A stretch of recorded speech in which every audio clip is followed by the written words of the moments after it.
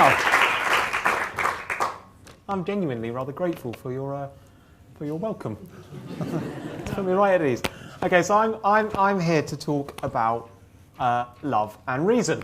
That's the title. And if Alima's very nice, she's going to do the clicking for me. And here's the first slide. Right? Here are two people, and they're very much in love, which, at least they appear to be. And that seems to be kind of reasonable because they're both very good looking and they seem to be enjoying themselves. Always a bonus. And I think a lot of people today, perhaps since David Hume actually, have thought that that's about as much connection as there is between love and reason. If you're lucky, you fall in love with somebody and actually they make you happy and they fulfill your desires. And I think that's completely wrong. And that's what I want to persuade you of today. I want to show you that that's wrong. And actually, love and reason, love is really very much at the heart of reason. Now, we've already mentioned him, this chap here, David Hume. He's sort of famously associated with the idea that love and reason are sort of two different things. And the reason is he asks questions like the one on the screen. He asks, well, why is it that we desire health? It's a rhetorical question. And he suggests there are kind of at least two answers you can give. First one he says is, well, you don't want to be sick. And the second one is, well, you know, I need it for my job. And he says, well, you know, we can ask again, well, why do you not want to be sick? I don't want to be sick because it's painful, he says. Why do you want to work so much? Well, it'll get you money, says David. And he says, well, why do you want money? I mean, after all, what's so great about money? And he says, well, I love this phrase, it's an instrument of pleasure, says Hume. But then he says, well, can we go any further? Can we ask you why you want to avoid pain, or why do you want pleasure? And he says, of course not, it's completely absurd to ask those kind of questions. They're just things that you want. So I think out of this kind of rhetorical move, you can, if you want, pull out a kind of view about reason and the emotions. And so we should have up here emotions. So on the view, at least on this particular view of emotions, they're passionate things, right? They sort of drive you to do stuff. And but they're not logical. They don't provide justification. They're just what you want to do. And they're all-encompassing. They take over. So that's, I think, why he says it's absurd to ask, why do you want to avoid pain, or why do you like pleasure? But the really important bit about it is they're just contingent features of our natures. They're just how we happen to be set up to respond to the world. There's nothing rational about them. Reason, on the other hand, well, it's detached. It's neutral about what's good and what's bad, but it'll tell you how to get there. It's cool and it's calculating. If you want to achieve this, you should do that, and if you want to achieve the other, do something else. And that, I think, comes with a particular conception of logic that Hume's very famous for. It's the idea that it's the relation between ideas.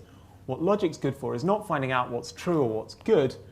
It's good for taking you from true ideas to true conclusions. So if you've got true ideas, you'll get true conclusions if you apply your reasoning correctly, but it's not going to tell you what's true and what's good. Okay, now I think that's completely wrong. And one way that you can see that it's completely wrong, actually, is by thinking about Lewis Carroll, who is here. And Lewis Carroll was obviously a great writer, but also a really interesting logician who got very interested, I think, in these kind of problems with Humean reasoning. And he had a paradox. And this is where you're going to have to work a little bit hard, okay, to see how the paradox works. So Carroll says, look, I accept this. He says, I accept that pawns are good. And he says, I think that's true. And I also think, he thinks to himself, if pawns are good, then queens are better. But, says Carroll, I see no reason to infer from those two facts that queens are better. And I want you to persuade me that I have to accept that queens are better if I believe that pawns are good. And I believe that if pawns are good, then queens are better. So what are we going to do? He wants a reason to make the inference. Let's give him a reason. Here it comes. How about this? See, if pawns are good, and if pawns are good, then queens are better, then queens are better. Surely Carrolls got to accept queens are better from those three things. Carrolls says, well, look, I'll grant you C, I think that's true. Still don't see a reason to make the inference. Why should I have to believe that queens are better if I believe those three things?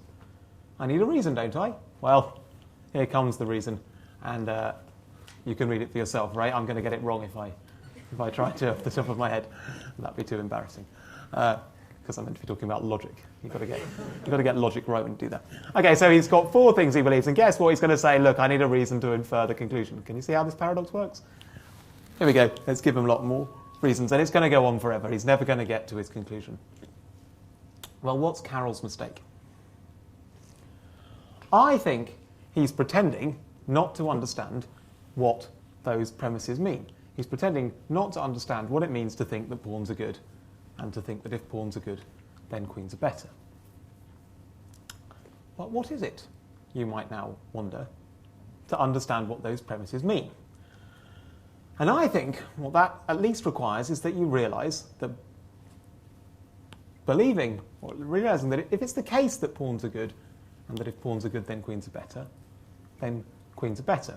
Which means that reasoning is not a mechanical process. It's not simply applying rules. Because if it is just about applying rules, you're going to need a reason, you're going to need a rule to apply the rule, and you're stuck in Carrolls' regress, so you don't want to do that. What you have to do is grasp something about the world. You have to realise that it just follows from A and B that queen's better. That's just something about the facts, and you have to grasp that. But now we've got a problem. What is it to grasp a fact?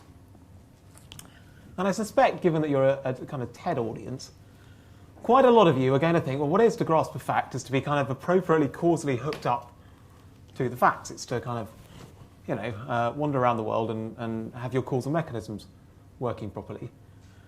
And if you think that, right, you're going to be impressed by the following picture of perception. So I need to introduce you to my friend the Dormouse, or our friend the Dormouse, right? We all know that the Dormouse likes sleeping in teapots. That's what he does. I'm not sure he does, actually. I think they dunk him in the teapot. But anyway, whatever. What he does is he bimbles around the world, and then occasionally light rays from teapot-shaped objects come along and strike the Dormouse in the eye. This is the picture. And that means he gets this inverted image on his retina. And that causes some sparky bits in the Dormouse's brain to spark. There they are, sparking away. And that sends some, signals to his motor neurons, and some sleep hormones or whatever get released. And off he goes, and he sort of clambers away. Click. There you go, here's my little film. He clambers away and he gets into the teapot. He curls up and he goes to sleep. But this Dormouse, he's just not taken the world to contain teapots. He's just differentially responsive to teapot-shaped objects. And you can see that when you think about what happens when the Dormouse meets a chocolate teapot. Now, chocolate teapots... Sorry, I've been jumping ahead of myself. Chocolate teapots aren't real teapots, okay? You can't make tea in them. They're novelty items. They're not teapots. But what happens when the Dormouse meets the chocolate teapot? Well, light rays from the chocolate teapot come along, striking the eye, inverted image on the retina, sparky bit spark, and off he goes. If you click again, he's going to get into the chocolate teapot and go to sleep. And he's never even going to worry about it, right? It's not a problem for the Dormouse. He's just going to go to sleep, right? Well, what's gone wrong? What would it be to actually reason? Well, fortunately, the Dormouse has a rational cousin. She's a rational Dormouse. And she does manage to take the world to contain teapots and have desires to sleep in teapots. Now, what happens when she comes along to meet when she comes along to meet the chocolate teapot? Well, she's like a good Dormouse that she is. She's going to be excited and have this desire to go to sleep in it. But then she's going to realise that she's made a mistake. Now, how does she realise she's made a mistake? Well, because what she's doing when she's being rational is trying to get her thinking in line with the world. She's trying to think, that's a teapot, only if it's a teapot. So what she needs are grounds for her, some grounds for her beliefs, right? But there's also going to be consequences of her beliefs, right? If she's actually thinking that's a teapot, right, then it follows that that's a good thing to sleep in. And it also follows, right, that if it's not a teapot, she shouldn't sleep in it, right? So there are some consequences to her beliefs, to her takings of the world. And when she's presented with a chocolate teapot, she's got a couple of options, right? She can either decide that actually she's not interested in teapots at all. Shock, horror. She's interested in warm, dark, cosy places to go to sleep, right? In which case, she'll modify her beliefs and get into the teapot and go to sleep, right? Her belief was that she shouldn't sleep in things that weren't teapots. And, or, of course, she can decide, no, I'm a dormouse, and what we do as dormice is sleep in teapots. I'm not going to go to sleep in no chocolate teapot. So she has to modify her behaviour, right? And she has to go off looking for a real teapot and stop having these urges to get into chocolate teapots. But now we've still kind of got the problem. We're saying, okay, what it is to think about the world is to be in rational contact with the world, to have grounds for your belief and consequences of your belief. But what is it to do that, right? How does she know that that's a teapot? And how does she know that it's good to sleep in? Well, my claim is she's got to be in emotional contact with the world. She's got to be moved by the world. Her belief that teapots are good to sleep in just is her desire to sleep in teapots. That's what allows her to take the world to be a certain way, which means that, if that's right, emotions are just not brute passions. They're not brute causal powers. They're not just things that we do, right? They're not just contingent features of our nature. They're not... That should come up. They're not just facts about how we're disposed to interact with the world. They're part of our coming to understand the world. We develop these emotional responses in rational response to the values that we find in the world, right? They're our understanding of what the world means. It should come up in the water. They're just our awareness of it. Now, what's that got to do with love? Well, love, I'm going to claim, is not... Oh, sorry. I forgot about the Cheshire Cat. I put it in there because I thought it was funny. And now I've tripped myself up. Anyway.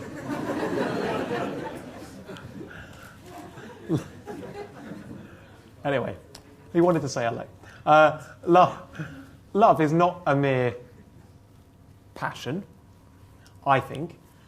It's a response. Well, it's the search, I think, for the unique value of the beloved. And that requires turning away from yourself and your kind of fantasies and opening yourself up, stripping yourself naked in a certain sense, and a kind of submission of your power so that you can find out who the other is and respond to their value, to him or her, accordingly as they mean, right? To actually respond to their value. Now, how's that related to reason? Well, reason, we've seen, I think, is not just to respond causally to the world. It's to think about the world. Right? It's to be interested in justification. Now, how do we do that? Well, we have to turn away from ourselves and our fantasies. We have to open ourselves up to try and find out what's really there, and to open ourselves up to what the situation means, to what these facts mean.